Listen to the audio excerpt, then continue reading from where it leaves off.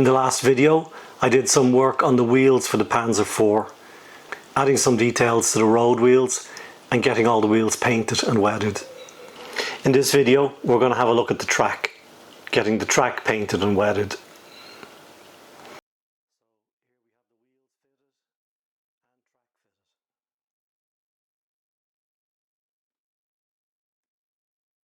I'll also be adding some surface finish to the hull using Mr. Surfacer 500. We'll see how that goes. I'll also show you some models from my shelf of shame, finally getting around to painting them.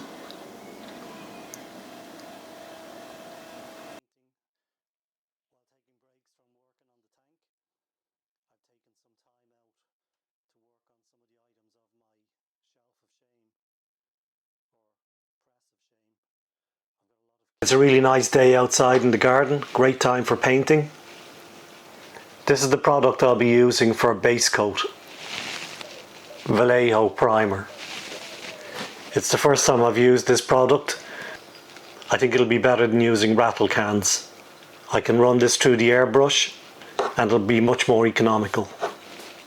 Today I'll be using the Paasche Talon airbrush again. So this is the air cap that came with the kit.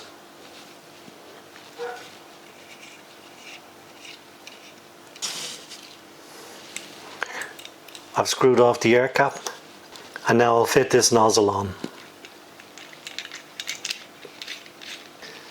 This is the fan nozzle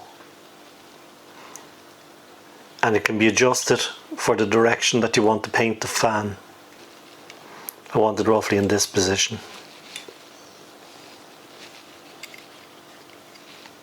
And that should give me a fairly wide sweep of paint, as good as a rattle can. So let's go outside. So the first thing I'm going to do with the tracks is apply some black primer.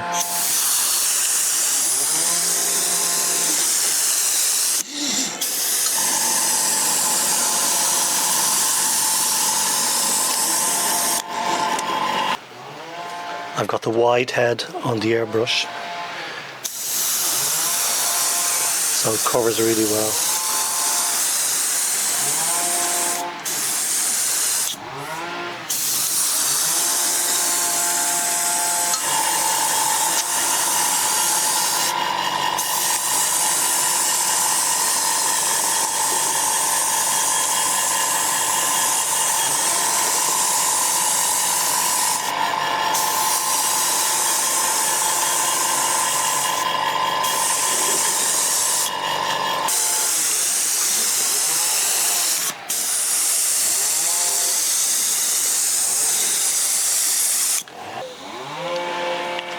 You can see the basic colour of these tracks is kind of a grey, which wasn't bad. The new ones are much more polished aluminium, not so good. These ones are really good for working on. You could just leave them even basic. I prefer the old tracks.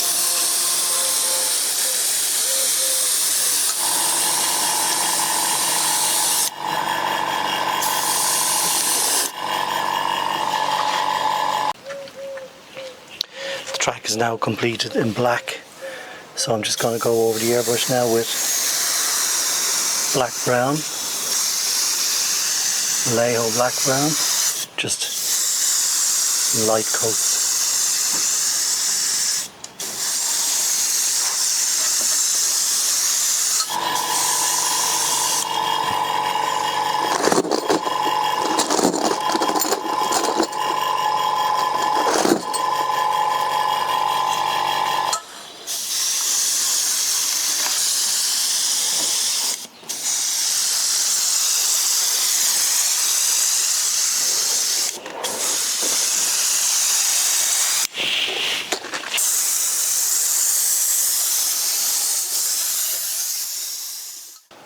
I hope you're enjoying the video. Please remember to hit that subscribe button and watch my other videos too. It doesn't cost anything to subscribe and all subscriptions are greatly appreciated. Please also add comments. I'll try to answer all comments. So next we're going to have a look at adding some pigments to the tracks. I painted the track with black and brought it up a bit with browns, and now I'm going to start adding pigments. These are the type of pigments I have. They're from MIG Productions. This is dry mud, it's a very pale colour. This one is European dust. This is the one I'm going to start with. I'm just laying it down on the track.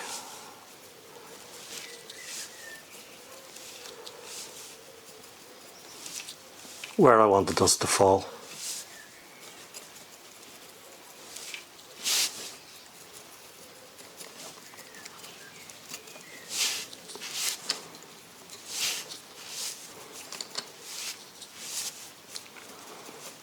You can use a few of the different dust and dirt pigments to create an effect.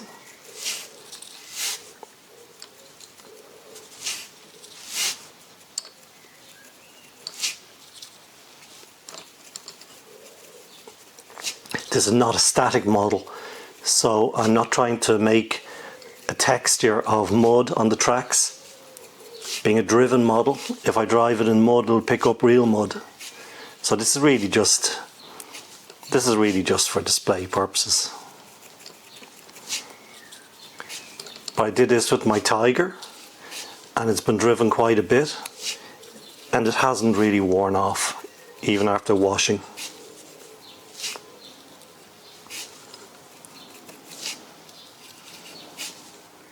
The pigments go quite a long way.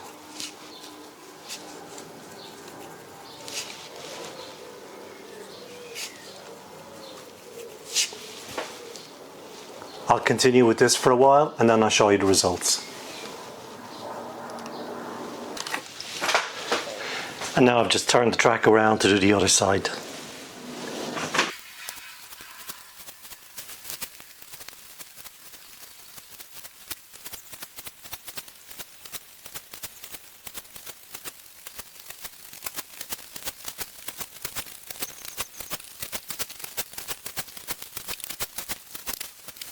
I've applied the dry mud pigment to the first two tracks, and now I'm going to add just a little bit of dry mud. This is a paler pigment. I've had problems with it in the past where when I tried to seal it, it went almost completely white. So I'm just going to use a little bit just as a contrast to the European mud.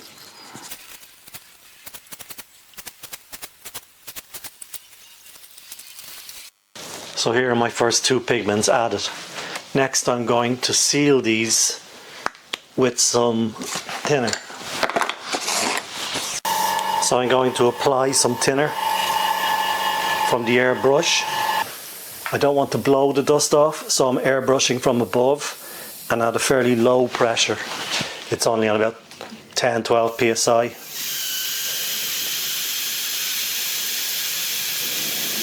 So it's very gentle.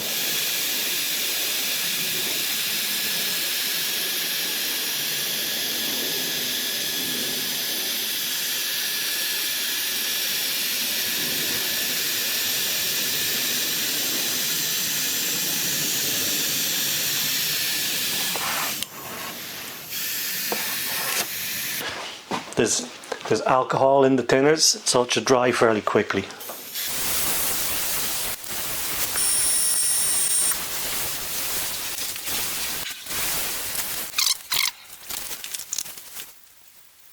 And now you can see the pigment has settled onto the tracks. Next I'm going to add some old rust pigment, but just into the corners of the teeth. I don't think the tracks would have been hugely rusty. So just again with the brush, I'm just brushing it into these corners. These are the areas I think maybe rust would settle a little bit.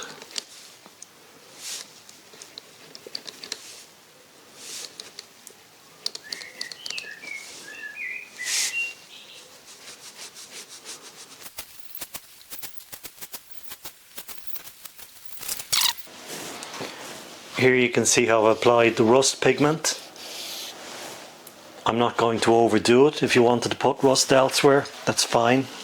I think this is where the rust would gather on this side of the track, so I've just applied it there. Here I want to apply the rust into these sections. I'm applying the rust before the other weathering.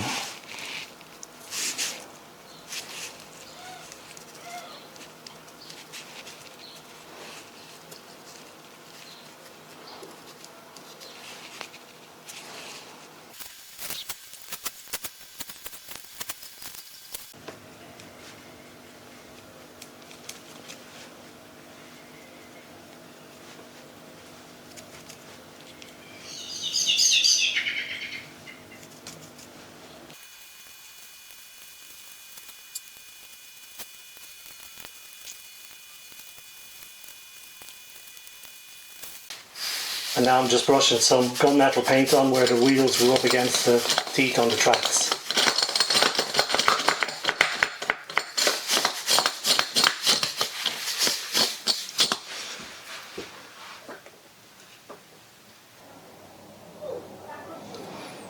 And then I'm gently dry brushing some silver along the edge. Just very little.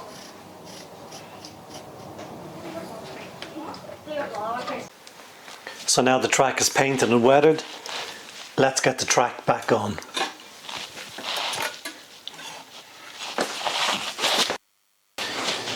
So I'm pulling the track on from the back.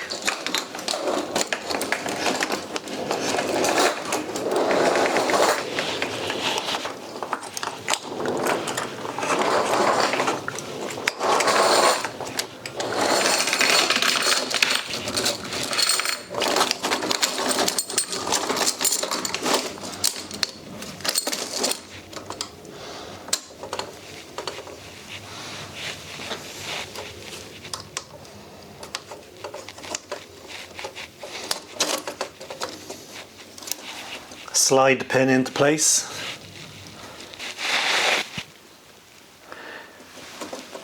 The small washer goes on first, and then the split pin.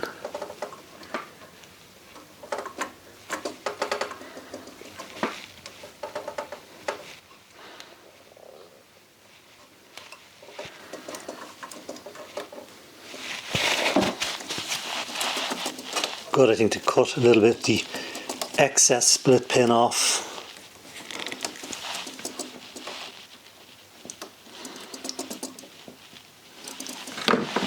And that's the track fitted. So that's all for now.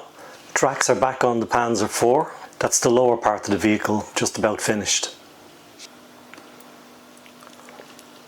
So here we have the wheels fitted and track fitted. Here you can see the wheels are quite weathered. I have a different colour wheel here. It's one that would have been maybe in primer. It's a bit bashed about. There's just one more thing I'd like to cover in this video. I want to apply some texture to the armour to give a rolled steel effect, and I'll be using Mr. Surfacer 500. It's a quick and simple process but gives some good results.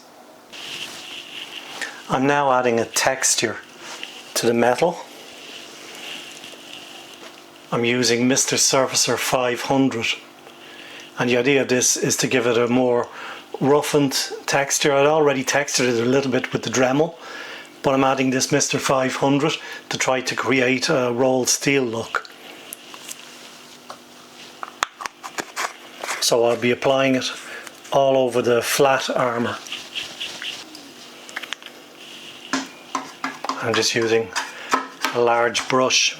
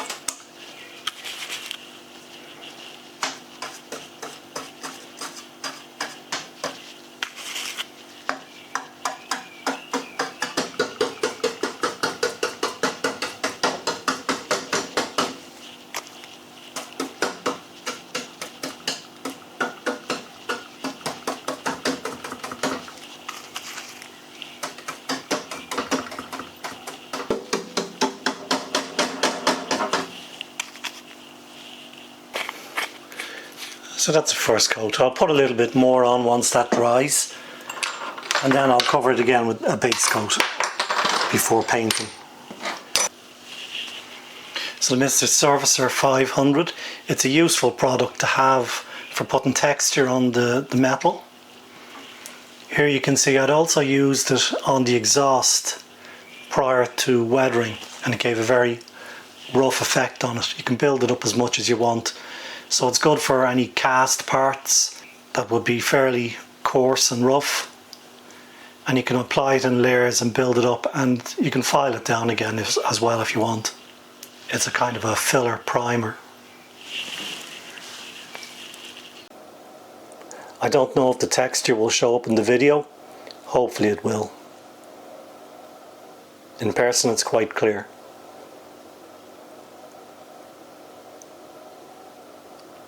Was on some of the cast parts, such as the MG mount. You can see it gives a fairly rough cast effect.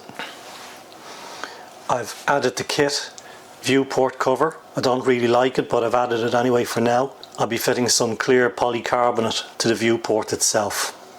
Hatches, these are the kit parts. They're not bad, just not detailed at all. So I might try to add some detail to these before painting. I fitted the turret ring permanently, but rather than use adhesive, which I think you're supposed to use according to the instructions, I've used some countersunk brass screws. I think they're M2 or M2.5, but they'll hold it really secure. The kit didn't come with any of the Shurtzen detail. It's supposed to be a late Panzer IV, which would have turret Shurtzen and also hull Shurtzen. But first thing I need to do is build the racks for the hull Shurtzen, and maybe add the Shurtzen themselves as well. The turret I'll do at a later stage. If Armortek are going to do another Panzer IV, which I believe they are, they should do something about including Shurtzen with the kit. I have my drawings ready, so I'll be making my own Shurtzen.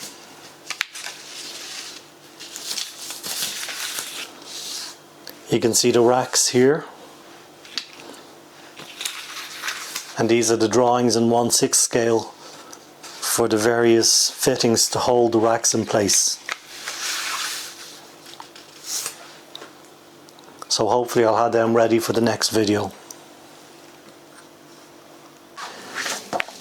For a lot of the details I'll be referring to Panzertracht number 4-3, Panzerkampfwagen 4 is the H and J model.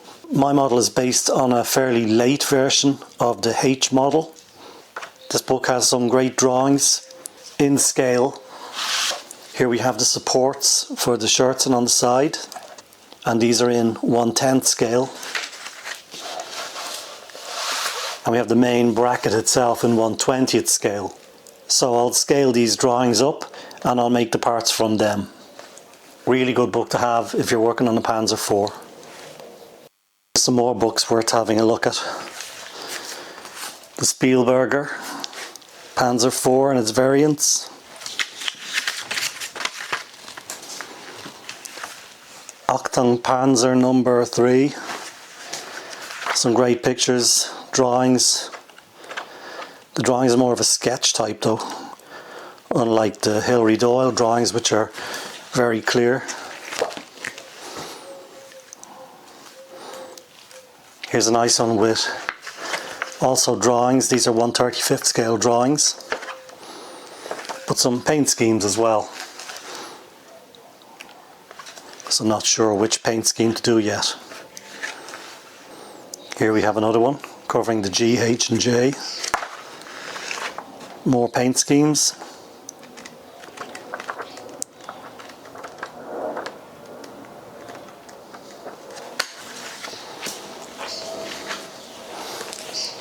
And another Spielberger book, more to help with colour schemes.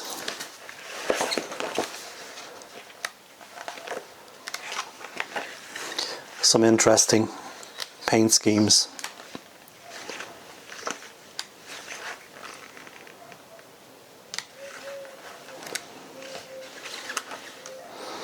Hopefully I'll find something interesting in here. So that's my book collection on the Panzer IV. So before we go, just a quick look at some other projects I've been working on, non-tank related. While taking breaks from working on the tank, I've taken some time out to work on some of the items of my shelf of shame, or press of shame. I've got a lot of kits that I haven't touched in years, so finally getting around to doing a bit of work on them. Here's another one. This has been lying so long. It's actually a metal model. It's a long time since Games Workshop did anything in metal. Not quite finished, but getting there. I also have some car models. I think I have about 12 of them. Never started, never did car models before. I just wanted to try out the airbrush. So I've been trying out some lacquer paints on these car models.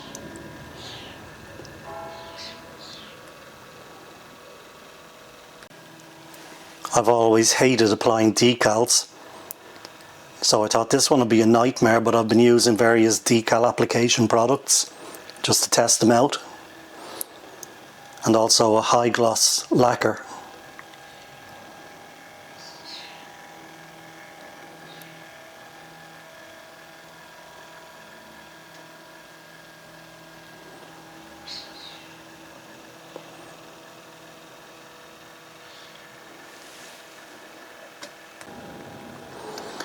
And finally the Mercedes AMG.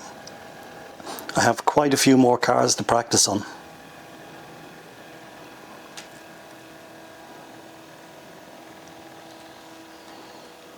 If you enjoyed the video, don't forget to hit the subscribe button and watch my other videos too. I'll put up a couple of links at the end to other videos. In the next video, I'll start work on the upper hull, finishing some of the detail parts and getting some paint on. So stay tuned to the channel, more coming soon.